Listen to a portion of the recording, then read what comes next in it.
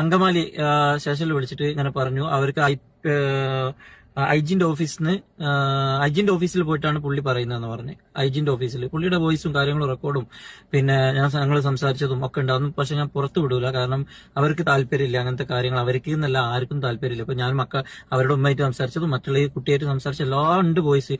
ആവശ്യമുണ്ടെങ്കിൽ മാത്രം കാണിക്കേണ്ടടുത്ത് ഞാൻ കാണിച്ചു തരാം. ഓക്കെ, ചുമ്മാ അങ്ങനെ ഇവന്മാരോടൊക്കെ ഇതിട്ട് എനിക്ക് റീച്ച് കിട്ടാനോ കാര്യങ്ങളല്ല, നിങ്ങൾക്ക് കാര്യങ്ങൾ മനസ്സിലാക്കി തരാനാണ് ഞാൻ വന്നത്.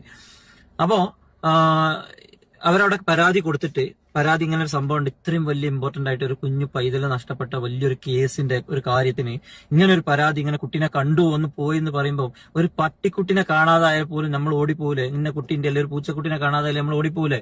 അത് അത്ര പോലും വില കൊടുത്തില്ല എന്നാ പറയുന്നത്. കാരണം അവര് വ്യക്തമായിട്ട് എഴുതിയിട്ടുണ്ട്, വ്യക്തമായിട്ട് പറയുന്നുണ്ട്. അവര് റിക്വസ്റ്റ് അവിടെ കൊടുത്തിട്ട് പിറ്റേന്ന് ഉച്ചക്ക്, അതായത് ഇന്ന് രാവിലെ കൊടുത്തിട്ട് പിറ്റേന്ന് ഉച്ചക്കാണ് അവർ ആ CCTV പോയിട്ട് ചെക്ക് ചെയ്യണം, ഇന്ന ആളെ അന്വേഷിക്കണം എന്ന് പറഞ്ഞിട്ട് പോയത് അവര്. അങ്ങനെ അവിടെ പോയി അവരുടെ CIയും അതേപോലെ ബിജു പൗലോസ് എന്ന് പറയുന്ന DYSP ആണ് അയാളിപ്പോ. അയാളോടൊക്കെ ഒരുപാട് ചോദ്യങ്ങളുണ്ട് സാറേ, ഞങ്ങൾ ചോദിച്ചുകൊണ്ടേയിരിക്കും സാറേ, ചോദിക്കാനുള്ളത്. അപ്പോ ഞങ്ങളെ കാക്കുന്ന നിയമപാലകരാണ് നിങ്ങൾ. അപ്പൊ ഞങ്ങളെ ഒരു കുറ്റോ കാര്യങ്ങളോ പറയില്ല. പക്ഷെ ഈ കേസ് അന്വേഷിച്ച സാറാണെങ്കിൽ സാർ അതിന് മറുപടി പറഞ്ഞേ പറ്റൂ.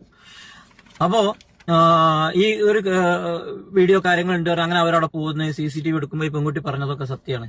അങ്ങനെ കുട്ടീന്റെ. അപ്പൊ ഇവർക്കും പോലീസുകാർക്കും തോന്നുന്ന, പോലീസുകാരും പറഞ്ഞു, അതിനുള്ളിലുള്ള പോലീസുകാരും പറഞ്ഞു അത് സെയിം ഈ കുട്ടി തന്നെയാണ്. നല്ല ലെവലിലാണ് സംസാരിച്ചത്. കണ്ണൂർ ജില്ലയിൽ ഇരിട്ടി സർക്കിളിന് കീഴിലുള്ള ആറളം പോലീസ് സ്റ്റേഷനിലാണ് ഇതു സംബന്ധിച്ച് കേസുള്ളത്. 2014 ഓഗസ്റ്റ് 8-നാണ് 1.5 വയസ്സുകാരി ദിയ ഫാത്തിമ എന്ന കുഞ്ഞിനെ വീട്ടിൽ നിന്ന് കാണാതായത്. 2014 ഒക്ടോബർ 22-ന് രാത്രി 10 മണിക്ക് അങ്കമാലി KSRTC സ്റ്റാൻഡിൽ ഒരു സ്ത്രീയോടൊപ്പം കണ്ട 4 കുട്ടികളിൽ ഒന്ന് കണ്ണൂരിൽ കാണാതായ കുട്ടിയാണെന്ന് കരുതുന്നു. ഈ സ്ത്രീക്ക് വേണ്ടി KSRTC സ്റ്റാൻഡിലെ കടയിൽ നിന്ന് സാധനങ്ങൾ വാങ്ങി നൽകുന്നയാൾ അങ്കമാലിക്കാരനാണെന്ന് പോലീസ് സംശയിക്കുന്നു. കടയിലെ CC ക്യാമറയിൽ തെളിഞ്ഞ ദൃശ്യങ്ങളിൽ ഇയാൾ കുട്ടിയെ കൈയിലെടുക്കുന്നതും കാണാം. കുട്ടികളോടൊപ്പമുള്ള സ്ത്രീയുമായി ഇയാൾ അടുത്തിടപഴകുന്നതും ദൃശ്യങ്ങളിൽ വ്യക്തമാകുന്നുണ്ട്. ഇയാളെ കണ്ടെത്താനായാൽ ഈ സ്ത്രീയെയും കുട്ടിയെയും കുറിച്ചുള്ള വിവരങ്ങൾ ലഭിക്കുമെന്നാണ് പോലീസ് കരുതുന്നത്. ഇതൊരു മാഫിയാണ്. എനിക്ക് എറണാകുളം നന്നായിട്ട് അറിയാം. ഞാൻ പറഞ്ഞു, സിനിമാ ഫീൽഡുമായിട്ട് ഞാൻ അവിടെ എറണാകുളം ഇവിടെയൊക്കെ കറങ്ങി ഒരുപാട് യൂബറും ഒക്കെ ഓടി നടന്ന ആളാണ്. അങ്കമാലി എനിക്ക് നന്നായിട്ട് അറിയാം, എല്ലാ കാര്യങ്ങളും അറിയാം.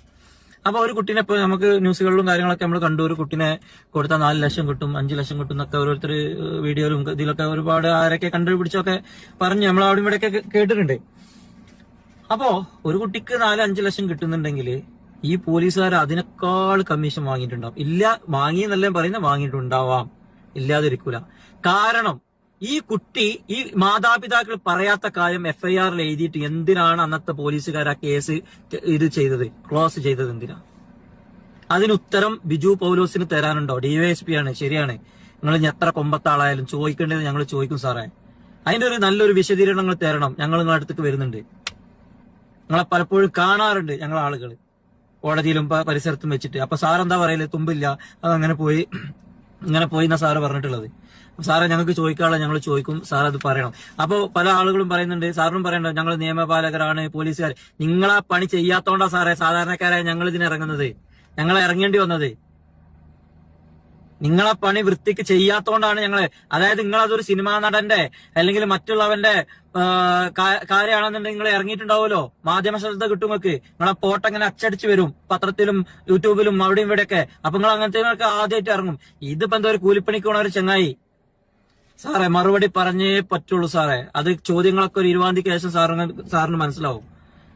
അങ്ങനെ ചോദ്യങ്ങളായിരിക്കും വരാൻ പോണത് 20 തീയതിക്ക് ശേഷം കേട്ടോ. അതപ്പോ സാറിന് മനസ്സിലാവും. ഇവിടെ ഇരുന്ന് ഞങ്ങളിതൊക്കെ ചെയ്യണേ, ഞങ്ങൾ നാട്ടിലായാലും അഡ്വക്കേറ്റുമാരായാലും ഇവരൊക്കെ ഞങ്ങളൊക്കെ ഇതിന്റെ പിന്നിൽ ഒരു ശക്തി കേരളം മുഴുവനുണ്ട് സാറേ. അതുകൊണ്ടാണ് ഞാൻ പറയും സാറ് മറുപടി പറഞ്ഞു. കാരണം ഈ കേസിലേക്ക് ഒരു രൂപ പോലും വാങ്ങാതെ ഈ കേസ് നടത്താനും ഈ കേസിന്റെ എല്ലാ കാര്യങ്ങളും ചെയ്യുന്ന അരുൺ സാറ് വരാൻ കാരണം എന്താ അറിയോ? ഞാൻ സാറിനോട് ചോദിച്ചു, സാർ എന്താണ് ഇങ്ങനെ വരാൻ കാരണം? ഇങ്ങനെ ഒരു എനിക്ക് കുഞ്ഞുങ്ങളെ ഭയങ്കര ഇഷ്ടമാണ്. എനിക്ക് കുഞ്ഞുങ്ങൾ എന്ത് കാര്യങ്ങളുണ്ടെങ്കിലും എനിക്ക് ഭയങ്കര ഇഷ്ടം, എനിക്ക് ഭയങ്കര സങ്കടം. ഒരു കുഞ്ഞ് മരിക്കുകയല്ലേ അങ്ങനെയുള്ള ഇങ്ങനെ ചെയ്തു എന്നൊക്കെ പറയുമ്പോൾ എനിക്ക് ഭയങ്കര ഒരു ഇത് വരും. അത്രയ്ക്ക് ഇഷ്ടമാണ് കുഞ്ഞുങ്ങളെ. അപ്പൊ ഞാൻ സാറിനോട് ചോദിച്ചു, സാറിന് കുഞ്ഞുങ്ങളെ ഇഷ്ടമാണോ അതുകൊണ്ടാണോ എന്ന് ചോദിച്ചപ്പോ സാർ എന്നോട് പറഞ്ഞു, അല്ല, ഈ വാർത്ത കേട്ടിട്ട് എന്റെ അമ്മ എന്നോട് പറഞ്ഞു. അദ്ദേഹം ഹൈക്കോടതി വക്കീലാണ് കേട്ടോ.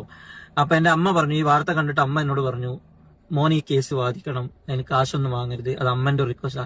ആ മകന് അമ്മ കൊടുക്കുന്ന, ജീവിതത്തിൽ ആദ്യമായിട്ട് അമ്മ കൊടുക്കുന്ന ഒരു കേസാണത്, ഏൽപ്പിച്ച കേസാണത്. അദ്ദേഹം മരണം വരെ എത്ര സമയമായാലും എനിക്ക് പണം വേണ്ട, ഒന്നും വേണ്ട, പബ്ലിസിറ്റി വേണ്ട. ഞാൻ സാറിനോട് പറഞ്ഞു, ഞാൻ അതിൽ സംസാരിക്കരുത് സാറേറ്റ് സംസാരിച്ചപ്പോൾ ഞാൻ പറഞ്ഞു, സാറേ വാ ഒന്ന് വാ, ഞാനും അങ്ങനെ വരാത്ത ആളാണ്, സാറും വാ സംസാരിക്കാം.